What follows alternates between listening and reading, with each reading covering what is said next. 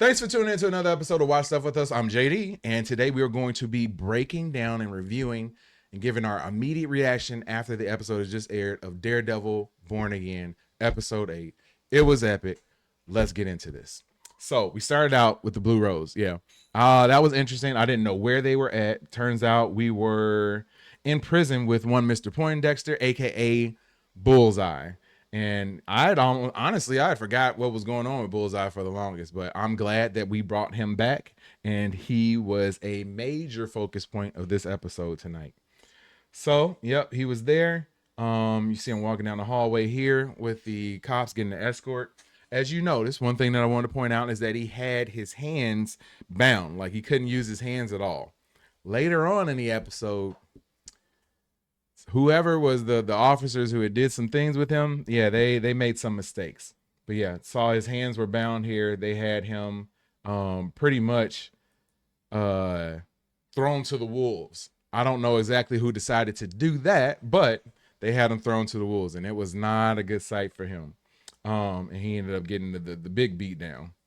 We'll fast forward a little bit to Fisk and Vanessa having a bit of a chat, and sort of you could see that Fisk was trying his best to sort of explain things to Vanessa, why he does the things that he does, and what was going on with him. So that was cool. Then you had to juxtapose that with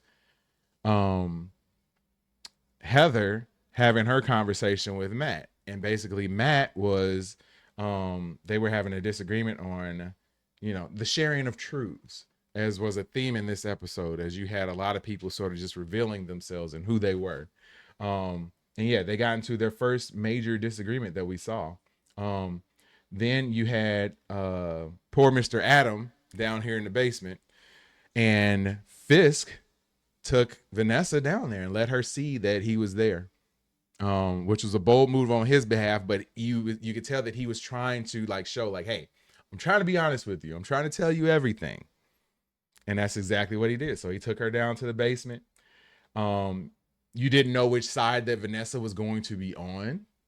We do know that Vanessa was in on the attempted assassination of Fisk last week, and that she gave Wilson the tip that the guy was coming. So that's why that assassination attempt didn't take place. So yeah, we had Vanessa down here with Adam along with Fisk, and ended up having Vanessa be the trigger person and take out Adam, which caught me by surprise. I kind of felt that was coming. If you watch the reaction video, I kind of felt that was coming. But I didn't think that they were going to go there. But he did end up taking her out. And yeah, we can move forward a little bit here. We have Fisk right here appointing his new deputy mayor, which was a cool scene to see, because you know how far James Gandolfini's son has come is in this episode. I can't remember his character's name, but how far he's come. It's been a long way, and he's been moved up to deputy mayor. I think that Fisk sees someone that he can completely control in that role. So yeah, it's cool to see that. It's cool to see that. I don't necessarily agree that that's going to be, or that he's going to be his 100% right hand man from here on out, but we'll see how it goes. I think he's solidly in his corner now, and he's a good person to have in his corner because he's a ride or die, willing to do whatever. And now he's indebted to Fisk. Fast forward a little bit more. People basically asking Matt, yo, you kind of losing your stinger a little bit. You seem distracted. What's going on? He doesn't want to come clean. So it seems like everybody in this episode is telling the truth, coming clean about who they are, except for Matt. He's the one person holding it back. He's the one person that still has secrets. He's the one person who hasn't revealed who he truly is to everybody yet. We can move forward here a little bit. We had Matt in the bar, which was a good scene where he was talking with Detective Cherry. Um, and from there, he ended up walking out the bar. Basically, Cherry was saying like, "Yo, what's going on with you two?" Matt didn't really want to come clean with him. Um, Matt ends up leaving out the bar. I think it was the bartender or Cherry said like, "Hey, he didn't use his cane. Like, what's going on with him?" So yeah, shows that Matt's slipping a little bit. He's slipping. He's distracted. He's focused on other things. He's trying to figure out what happened with Foggy, who took out Foggy. So then you had Matt meeting up with one Mr. Poindexter, aka Bullseye, in the prison. So he went to go visit him.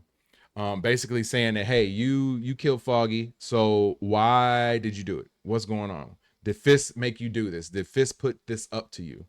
Um, you could see that his hands are covered right now. And I see I see your comment. I see everybody's comments. I'll get back to them as soon as I'm finished doing this real quick recap. You see his hands, Poindexter's hands are grappled right there. He can't do anything with them. You need to have him like that at all times. Let's just say that. Yeah, we had Matt end up slamming his face into the desk, making him bleed. And then Matt says, "Hey, you need to get this guy. He's hurting himself," which was funny, man. And then you had the best time of the episode, the whatever this gala was, whatever this dance was great. You had so much character build up. You had James Gandolfini's son. Oh, I cannot remember his name. If somebody knows his name, please say it in the chat so I quit calling him James Gandolfini's son.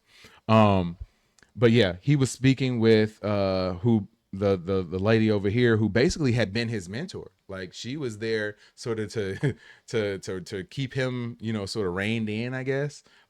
Sort of show him the ropes. And now he's basically said like, hey, you can take it or leave it. I'm the man now. You know, you can take it or leave it. And whether we're going to be on the same side or not, yeah. I think they are on the same side, but he's kind of lapping her at this point. We had him having this conversation with BB. Basically, BB is sort of playing a role. She's trying to explain that, like, hey, there's some other stuff going on here that you don't necessarily know about. Then he comes back. Daniel Blake, thank you. And then Daniel says, like, hey, I know what's going on here. Like, hey, I'm along for the ride, which I give him credit for. He's a ride or die. He's cool with it right now. I don't know how cool he's gonna be with it later, but he's cool with it right now. BB has gained his trust. I don't know how, but I feel as though they both understand that they can both use each other. So they're kind of bonded through their use of each other. We'll fast forward a little bit more here. We got Heather arriving at the scene, and then we get to the fun scene with one Mr. Poindexter. Let me see if I can get a good screen grab of him. It keeps showing that. Let's see if we can start it right there. Yeah, it looks like he was going to get some stitches. And when he was there getting the stitches, yeah, here we go right here. Perfect scene. Look at this right here. His hands are not bound. If you know anything about this guy, there's no way you let this happen. There's no way you can let this happen. So yeah. Oh, and I see y'all comments, man. Please hang around because I'm gonna talk about all of that, especially the Den of Nerds stuff. I'm gonna talk about all that. So yeah. Mr. Poindexter gets free. He's able to dislodge. I guess he had a tooth that was broken out and he held it in his mouth. He was able to dislodge the tooth and spit it with so much pressure, so much speed that it was able to hurt the guard who was there and along with the doctor who was there. Then he saw some scissors, broke them in half, and was able to take them out, which was a cool scene, man. I wanted to see even more of that. And then he was eventually able to break out of the prison. And yeah, and now he was free. At the time, I was wondering where he was gonna go. Like, what was he gonna do? I didn't think he was gonna make it to the gala in time, but he did. as we'll later talk about. So yeah, then you had Fisk right here chopping it up with one Mr. Swordsman, basically telling them like, hey, I need some money. You need to pay for this stuff or else I'm going to out you as being the swordsman. Also, that I know who you are. I know what you're doing. I'll have my task force take you out. So basically shaking them down. And Swordsman kind of stood up to him, but I don't know if he's gonna fold or not. I kind of feel like he'd be a folder, but we'll see. And I don't know if I'll be able to catch it here, but I love how Fisk walked out of there. Like you could tell, like he was walking like I got my swagger back, man. Like I'm doing me right now. I'm doing what I love to do. I'm shaking people down. I'm making moves. I'm being Mayor Kingpin as opposed to Mayor Fisk, which was pretty cool to see as a character. Then as you can see over here in my little picture in the picture, you had the commissioner here, went to intervene with this man who was in there taking pictures, I guess.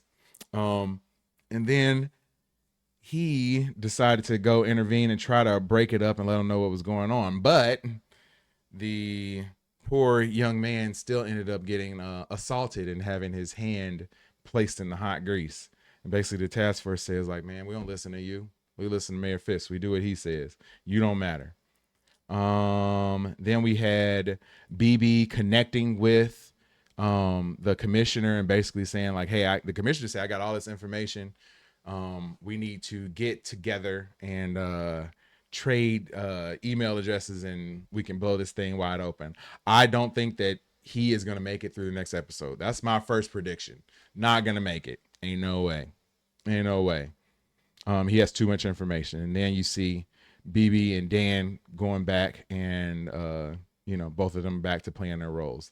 Had Matt arrive. Then they get into this whole dance scene. Blah, blah, blah. We realize that one Mr. Poindexter has gotten away and is heading towards the balcony after he's taken out some people. Then Mr. Poindexter eventually, if I can get this screen grab right here, I hope it pauses right there. No, we don't have it. But yeah, Mr. Poindexter is right there on the screen. Ends up taking out Matt. He looks like he was aiming for Kingpin. Matt jumped in the way of the bullet and was able to take out gotten taken out by Bullseye. Only problem I got with that is that Bullseye wouldn't have taken all that time. He would have came up there and been like, boom, boom, boom, wouldn't have missed. Or he would have went for a headshot. Like, who doesn't go for a headshot? And especially if you Bullseye, like, why not go for a headshot? But yeah. And that was pretty much it. We get left with the scene of Matt lying there. It looks like he'd been shot in the chest or at least the shoulder. And yeah, man, that was it. So yeah, there you have it. If I had to rate the episode, I would give this one a solid. I'm going to give it a 5, man. I'm going to give it a 5. Well, actually, no. I'm going to give it a 4.5. A 4.5. I still think they got some room to rise up a little bit more. So I'm hoping that this next episode is going to be a 5. But I really appreciate you for checking out this episode of Watch Stuff with us. I'm JD. Please, we do Daredevil Born Again live stream watch parties for each and every episode. So you got one more episode if you want to tune in and hang out with us while we do that. Big shout out to all my regulars in the chat, man. I love you guys. Pedro, Tommy, Xavier, Mike, Ryan. Who am I missing? Let me keep scrolling up. Tommy D, man. Big shout out to all you guys, man. I really appreciate you guys. And if you want to be part of the shout out crew, tune in to this next episode, man. Come here next week, right before the episode starts. We are here, chatting it up, hanging out. So yeah, I appreciate you guys for checking out another episode of Watch Stuff with us, man. Peace.